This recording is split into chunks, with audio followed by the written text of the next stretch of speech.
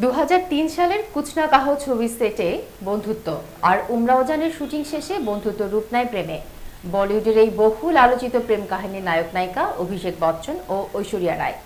এরপর নিউ ইয়র্কে গুরু সিনেমার প্রিমিয়ারে প্রেমিক অভিষেক বিয়ের প্রস্তাব দেন ঐশ্বরিয়াকে। 2007 সালের 20 এপ্রিল বচ্চন বাড়িতে বসে যায় বিয়ের আসর। আজও বলিউডের অন্যতম আলোচিত ও পরিপূর্ণ দম্পতি তারা।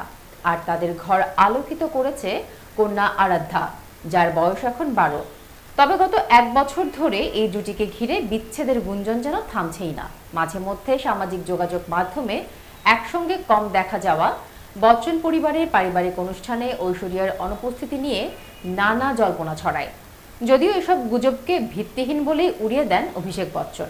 এক পুরনো সাক্ষাৎকারে অভিষেক বলেন, ঐশ্বরিয়া ভালোবাসায় ভরা একজন মানুষ। ও চিৎকার করে না। রাগ দেখানোর জন্য আপনাকে সত্যি খুব বাজে কিছু করতে হবে।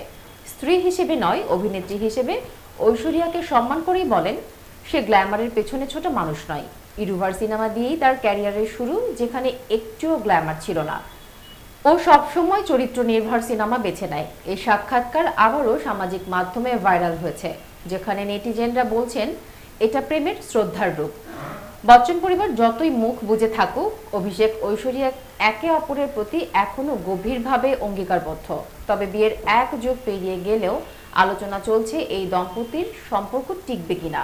কিন্তু অভিষেকের এই প্রশংসা যেন গুজবকেই আরও নীরব করে দেয়। ভালোবাসার কোনো গসিপ থাকে না, থাকে শুধু দৃঢ়তা।